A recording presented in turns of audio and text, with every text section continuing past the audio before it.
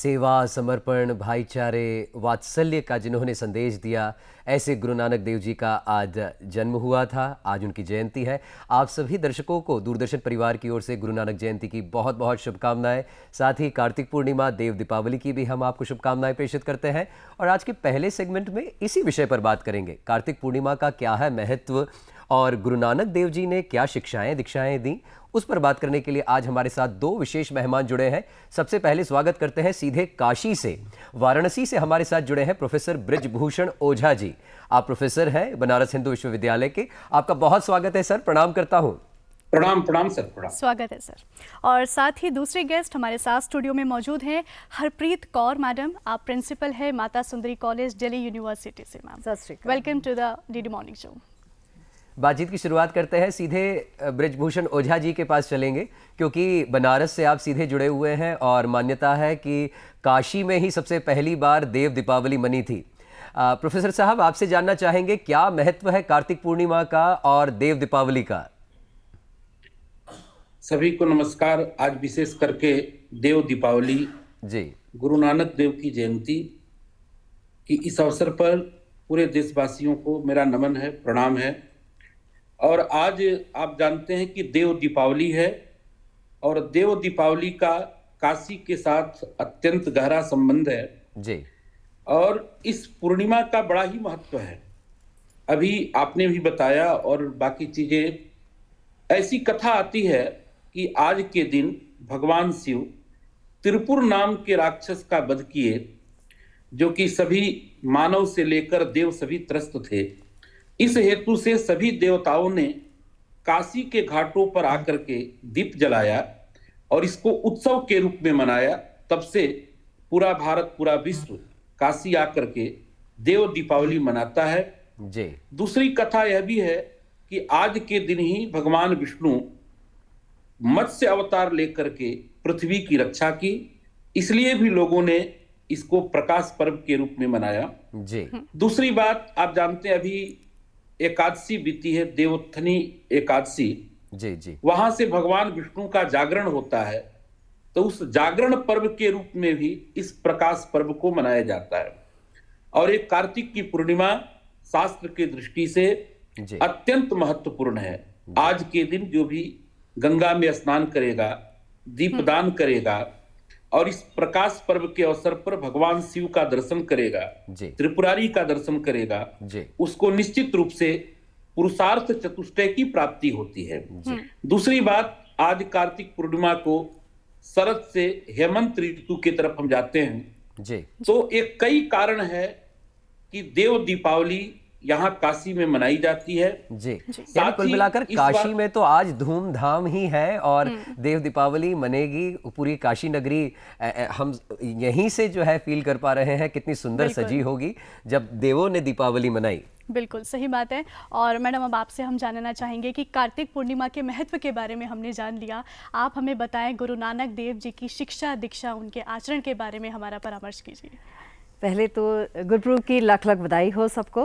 गुरु नानक देव जी का जो जन्म है राय भोई की तलवंडी में हुआ था, जो आज ननकाना साहिब है। वहाँ से गुरु नानक देव जी का जो प्रकाश है अवतरित हुआ और सारी जगह फैल गया। न कोई हिंदू न मुसलमान, जब वो वही नदी से बाहर निकले तो उन्होंने ये महावाक्य का उच्चारण किया। एक बार उन्होंने किसी ने उनसे पूछा कि हिंदू या मुसलमान कौन सा धर्म अच्छा है, तो उन्होंने ये बताया न हिंदू न मुसलमान, लेकिन जो अच्छे कर्म नहीं करेगा उसका अंत कष्टदायक होगा। तो उन्होंने जो जीवन के मूल्य है उन पे जो है जोर दिया। एक मानवता पे आधारित धर्म का जो है उन्होंने रखा हम सबके सामने। और सत संतोख विचार, ये जो विचार थे, सत मतलब सच, जो सच अटल है, जो वाहिगुरु एक है, लेकिन जो सच आचरण है उस पे उन्होंने बहुत जोर दिया। और संतोख देखिए, समता आज जो है, हम आज जो है एक्सट्रीम में जी रहे हैं, बैलेंस हम खो चुके हैं। तो एक जो पॉइस की उन्होंने बात करी, तो और सत और विचार विजडम। आज आपने नॉलेज सोसाइटी की बात करी। नॉलेज सोसाइटी में हमारे पास इंफॉर्मेशन तो बहुत है, लेकिन उस इंफॉर्मेशन को कैसे हमने एक बैलेंस तरीके से और नॉलेज बनाना है, तो वो नॉलेज बनाने की उन्होंने बात करी कि सब में भटक के आप जो है एक ही जो है सत्य पे, उस पे आप अटल रहें। एक ओमकार की जो बात कही, हरप्रीत जी आपसे जानना चाहेंगे, नानक देव जी कहा करते थे जो 3 संदेश उनके कि नाम जपो, कीरत करो, वंड छको, तो इसका महत्व क्या है आज के परिप्रेक्ष्य में अगर बात करें, क्योंकि हम आधुनिकता की ओर इतने बढ़ गए हैं कि नाम जपना भी भूल गए हैं। ये जो तीनों आपने जो कहे, ये सोशल इकोनॉमिक फॉर्मूला, इसको मैं समझ सकती हूँ कि समाज में कैसे रहना और व्यक्ति को कैसे रहना। तो व्यक्ति को अपनी भी जो प्रगति है वो भी करनी है और समाज में भी एक बैलेंस बना के चलना है। तो सबसे पहली बात उन्होंने कही, किरत करो। किरत करो का मतलब है जो आज हम काम की जो है महत्ता को भूल जाते हैं। गुरु नानक देव जी ने स्वयं भी खेती भी करी, पशुपालन भी किया और ट्रेडिंग भी करी और नौकरी भी करी, लेकिन उन्होंने जो है हर तरह के श्रम को जो है महत्व दिया। तो किरत करो, performing your station in life, जो भी आप काम कर रहे हैं उसको आप अच्छे से करें। तो यही किरत करो जो फॉर्मूला है, सोशल इकोनॉमिक फॉर्मूला का पहला जो है फॉर्मूला है। दूसरा जो वंड छको की बात है, वंड छको, आज हम फिलैंथ्रोपी की बात कर रहे हैं, CSR की बात कर रहे हैं। फिलैंथ्रोपी में ये है कि जो कंपनी लास्ट में जाकर के जो बचता है, जो प्रॉफिट है, उसमें से जो देते हैं। लेकिन उन जो सिख धर्म है उसमें ये माना जाता है कि अगर आपने जो कुछ देना है, वंड छको है, तो ये आपकी कमाई में पहले होगा, आप पहले निकाल के रखेंगे। गरीबों में, जरूरतमंदों में जो भी आप देना चाहते हैं, जितना भी आप देना चाहते हैं, तो वंड छको आप मिलजुल के, एक कम्युनिटी फीलिंग भी आ रही है उससे, क्योंकि आज हम लोगों से दूर हो रहे हैं। तो जब हम वंड छको आपस में एक दूसरे को देते हैं तो एक प्यार मोहब्बत है, जनरॉसिटी, वो सब जो है बात निकल के आती है। गुरु नानक देव जी के बारे में हम बात करें, बहुत सारी टीचिंग्स उन्होंने, शिक्षा दीक्षा हमें दी हैं, तो ऐसे में उन्होंने महिला सशक्तिकरण के बारे में भी बात की है। और मैं जानती हूँ कि आप खुद एक ऐसी संस्था से आए हैं जहाँ पर गर्ल्स कॉलेज है, तो उसके महत्व, उसके बारे में बताइए। गुरु नानक देव जी से पहले धर्म प्रचारकों ने ज़्यादा जो है महिलाओं की बात नहीं करी, लेकिन उन्होंने महिलाओं के उत्थान की बात भी करी और साथ में उन जो है कुरीतियाँ थी उसका भी पुरजोर खंडन किया। जैसे सती प्रथा है या बहु विवाह जो प्रथा थी, उसको भी उन्होंने जो है उसका खंडन किया।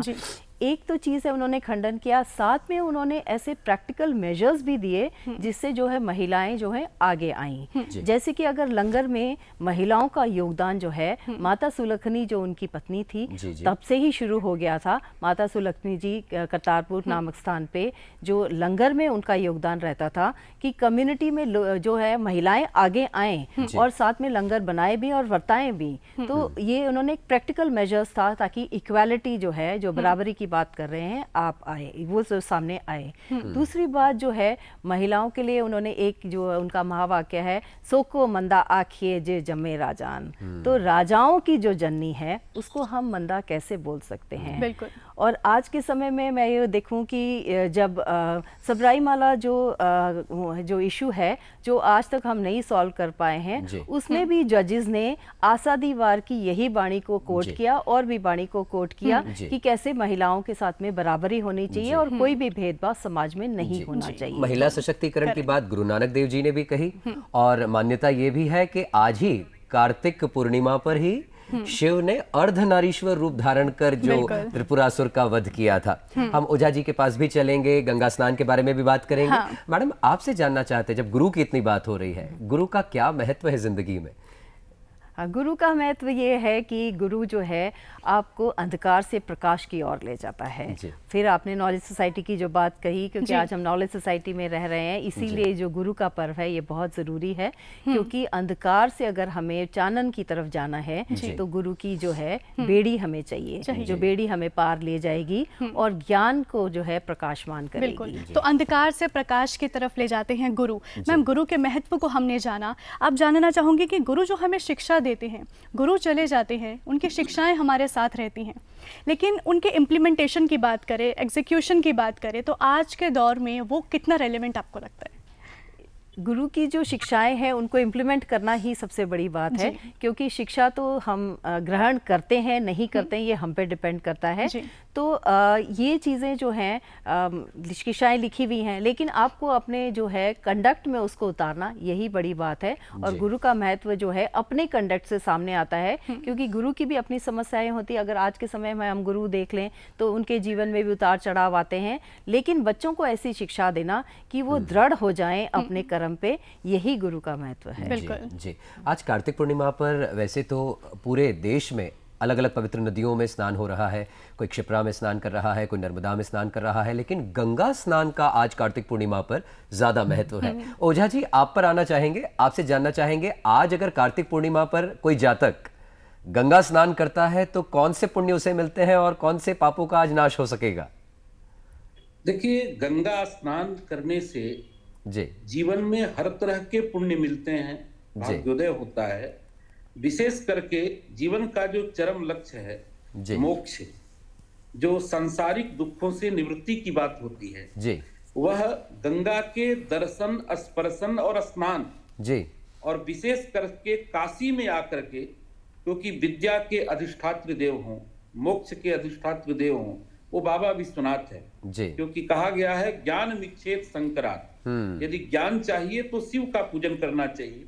और पहला संयोग है, आप देखेंगे जो काशी नगरी है, यहाँ गंगा भी है, बाबा विश्वनाथ भी हैं, काल भैरव भी हैं, तो शिव और गंगा का संगम साथ काशी में मिलता है। तो इसीलिए इस नगरी को मोक्ष नगरी, ज्ञान नगरी अनेक नामों से जाना जाता है। जी तो जो आज गंगा स्नान करेगा, दीप दान करेगा, उसके जीवन में ज्ञान का प्रकाश होगा। और ज्ञान ही एक ऐसा तत्व है जो संसार के सभी प्रकार के दुखों का नाश कर सकता है। क्योंकि ज्ञान के बिना व्यक्ति अपने जीवन में कुछ भी नहीं कर सकता है। वो ज्ञान सांसारिक समृद्धि को देते हुए जो पारलौकिक समृद्धि है, मोक्ष, उस मोक्ष को प्रदान करता है। जी तो प्रोफेसर ओझा, वाराणसी में आज आप विश्वनाथ बाबा की बात कर रहे हैं, तो मंदिर प्रांगण, कॉरिडोर और जो दर्शनार्थियों के लिए जो आज प्रबंध किए गए हैं, क्या वो विशेष है? ओहो, अद्भुत प्रबंध है। आज आप देखेंगे चारों तरफ जो है फूल माला से कॉरिडोर को सजाया गया है। जी पूरा मंदिर प्रशासन श्रद्धालुओं को किसी भी प्रकार का कष्ट न हो। जी और यहाँ की जो पुलिस प्रशासन है, वो यातायात व्यवस्था, आज पहले से ही पेपर सुबह पढ़ रहा था मैं, किधर से आना है, किधर से जाना है, ये पूरी वाराणसी की जो प्रशासन व्यवस्था है इसको देख रही है। और आप जानते हैं, मैं मानता हूं भारत के जितने भी देवालय हैं सभी जगह उन्नत व्यवस्था है, लेकिन माननीय योगी आदित्यनाथ जी के निर्देश से और माननीय प्रधानमंत्री जी की एक कर्म भूमि है, संसदीय क्षेत्र है, इसलिए काशी विश्वनाथ कॉरिडोर में बाबा विश्वनाथ का दर्शन करने के लिए जो व्यवस्था है वो अद्भुत है। जो भी श्रद्धालु आता है बाबा का दर्शन करके तृप्त हो जाता है और कहता है कि नहीं, काशी बदली है। चाहे वो सांस्कृतिक विरासत हो, आध्यात्मिक विरासत हो, पौराणिक विरासत हो, उसके संरक्षण के साथ साथ जितने भी आधुनिक यंत्र हो सकते हैं, आधुनिक मार्ग हो सकते हैं, मोदी जी और योगी जी के नेतृत्व में कुल मिलाकर धर्म संस्कृति, प्रोफेसर ओझा, जितना मैं समझ पा रहा हूँ, आप कह रहे हैं कि जो धर्म संस्कृति है वो हमारी जड़ें हैं और जड़ों से हमें अलग होना नहीं है, जड़ों से जुड़कर ही हम वृक्ष और ज्ञान बनेंगे। ही सर्वोत्तम है। जी और यही बात गुरु नानक देव जी ने भी कही। बिल्कुल, गुरु नानक देव जी ने भी हमें शिक्षा दीक्षाओं के बारे में बातचीत की है। मैम, आपसे जानना चाहेंगे कि गुरु नानक देव जी ने मॉडल कम्युनिटी की बात की है, उस बारे में बताइए। हाँ, गुरु नानक देव जी अपने अंतिम जो 18 वर्ष है वो करतारपुर नानक स्थान पे रहे। वहाँ पे उन्होंने एक मॉडल समाज या आदर्श समाज की सृजना करी और उसको एक प्रैक्टिकल मेजर भी दिया। उसमें कैसे आपने भाईचारे के साथ मिलके रहना है, कैसे विमेन की इक्वालिटी हो, बराबरी हो, और कैसे जो है आपने नाम जपना है। नाम जपने की बात जो है वो उन्होंने वहाँ से एक संस्थागत रूप में शुरू करी। पहले घर घर में धर्मशाला थी, लेकिन वहाँ पे गुरुद्वारे जो है वो बनाए गए, जहाँ पे लोग इकट्ठे होकर के सुबह जो है जपजी साहब का भी पाठ करते थे और रात शाम को जो है सोदर आरती जो है उसका पाठ करते थे। तो कैसे मिलके करना, लेकिन साथ ही उन्होंने जो है कर्म की प्रधानता भी वहाँ पे स्थापित करी। जैसे कि वो खुद खेती करते और उस खेती के अनाज से ही जो है लंगर बनाया जाता था। तो और उन्होंने माता पिता की वहाँ पे अटूट सेवा भी करी और साथ में ही जो है कैसे लोगों को इकट्ठा रखना। कोई धर्म का उसमें कोई महत्व नहीं है, जो भी उनका जो है फॉलोवर किसी भी धर्म का हो वो वहाँ पे आके उसी नियम के तहत रहता था और भाईचारे में इकट्ठे होके रहते थे, बराबरी थी। तो जो आज हम समाज में चीजें चाहते हैं, जो आदर्श समाज होना चाहिए, कैसे मिलजुल के रहना चाहिए, तो उन्होंने जो है करतारपुर नामक स्थान पे स्थापित प्रोत्साहित किया। जी हरप्रीत जी, ऐसा भी वृत्तांत मिलता है कि गुरु नानक देव जी के पिताजी ने उन्हें 20 रुपए दिए थे व्यापार करने के लिए, फिर उन्होंने उस 20 रुपए से क्या कुछ किया और उससे कैसे समाज को संदेश मिला, उस पर थोड़ा प्रकाश डालिए। हाँ, गुरु नानक देव जी को 20 रुपए जब पिताजी ने दिए, मेहता कालू जी ने, कि आप जाके इससे कुछ प्रॉफिटेबल बिजनेस करें, हाँ जी। तो वो गए और जहाँ पे एक जो है टिब्बे पे जहाँ पर के साधु संत रहते थे जिनके पास खाने को और पहनने को नहीं था, तो उन्होंने खाने का भी जी और उनको जो है दूसरे प्रोविजंस भी जैसे कपड़े आदि ये सब भी उन्हें दिया। तो एक 20 रुपए से उन्होंने प्रॉफिटेबल बिजनेस जो शुरू किया कि कैसे दूसरों के लिए जो है आपने दान पुण्य करना है, दूसरों को कैसे आपने आगे बढ़ाना है, तो वो आगे चलता जा रहा है। और वो 20 रुपए का लंगर आज भी कायम है और साथ ही करतारपुर में उन्होंने इस जो है लंगर प्रथा को संस्थागत रूप दिया। वहाँ पे सब मिलके खाना भी बनाते थे और जो है वर्ताते भी थे खाना, जो बांटा भी जाता था और सब बराबरी जो है बराबर ही बैठ करके खाना खाते थे। बिल्कुल। और देखिए, शिक्षा का महत्व यही है कि अपने से ज़्यादा दूसरों के बारे में सोचना, दूसरों के बारे में जानना, यही है। और चलते चलते मैडम आपसे जानना चाहेंगे, युवाओं को क्या कुछ सीख लेना चाहिए गुरु नानक देव जी से, उनके जीवन से, और उन्होंने जो कुछ बताया आज के तारतम्य में कितना रेलेवेंट है युवाओं को संदेश? अगर फिर से मैं कहूँ कि किरत करो, वर्ण छको, नाम जपो, अगर इस फॉर्मूला को भी अगर है यूथ समझ जाता है कि कैसे वो अपना काम, जो कोई भी काम करे, एम्प्लॉयमेंट कोई भी हो, छोटा हो बड़ा हो, इसको ना सोचे और लगातार जो है अपने काम में जो है अग्रसर रहें। साथ ही जो है वर्ण छको, अल्ट्रुइज्म की बात जो है उसको भी थोड़ा ध्यान में रखें, जनरॉसिटी, क्योंकि समाज में जो है दूसरे तबके के लोग भी हैं, गरीब के हैं, ज़रूरतमंद भी हैं, तो उनका भी ख्याल रखें। और नाम जपो में मेंटल वेलनेस और मेंटल वेलबींग की बात आ जाती है कि कैसे लोग खुश रहें, क्योंकि जब तक आप अपना काम नहीं करेंगे और दूसरों को दान पुण्य नहीं करेंगे तो आपको एक जीवन में तसल्ली नहीं होगी, तो आपको एक डिप्रेशन या एलिनेशन की भावनाएं जो है आप में रहेंगी। तो मेंटल वेलनेस के लिए जो है नाम जपो बहुत ज़रूरी है। जी जी। और चलते चलते ओझा सर, आपके भी कंक्लूडिंग रिमार्क्स चाहेंगे। कार्तिक पूर्णिमा, देव दीपावली, गुरु नानक देव जी की जयंती, आप तो ऐसी नगरी में बैठे हैं जहां पर स्वयं आदि गुरु हैं, विश्वनाथ बाबा हैं, भस्म रमैया और त्रिपुरारी हैं, तो उनकी कृपा देशवासियों पर, समूचे देश पर बरसे, उसको लेकर आप क्या कहना चाहेंगे? बिल्कुल, आज के दिन पूरे देशवासियों से यही कहना है कि आप काशी आ सके तो आइए जी, अन्यथा आज मीडिया के माध्यम से, आपके माध्यम से, आप काशी के जो गंगा के किनारे शाम को आज दिए जलाएंगे लाखों की संख्या में जी। आप दशाश्वमेध घाट की जो आरती होगी, बाबा का जो विशेष पूजन होगा, उसको लाइव देखिए और अपने जीवन को धन्य बनाइए। और विशेष करके आज गुरु नानक देव की जयंती है, तो जैसा आपने सुना कि शिक्षा और ज्ञान ही समाज को बदल सकता है, तो हम सबको ज्ञान के तरफ समाज को प्रेरित करना चाहिए और ऐसा ज्ञान हो जो समाज को, राष्ट्र को जोड़े। राष्ट्र को अलग करने वाला ज्ञान, धर्म, शास्त्र वो मानव के हित में नहीं होता है। सर्वे भवन्तु सुखिनः, सर्वे सन्तु निरामया, ये जो वेद की घोषणा है, वसुधैव कुटुंबकम यत्र विश्वम भवत्येकनीडम, यह जो हमारा सनातन भाव है आज के दिन पूरे विश्व में व्याप्त हो, यही बाबा से प्रार्थना है। जी, बहुत बहुत धन्यवाद ओझा जी, आप वाराणसी से हमारे साथ जुड़े, इस कार्यक्रम में अपने विचार साझा किए। साथ ही हरप्रीत जी, आप भी डीडी मॉर्निंग शो में आई। आप दोनों ही मेहमानों का बहुत बहुत शुक्रिया, बहुत बहुत आभार। धन्यवाद। Thank you. प्रणाम प्रणाम।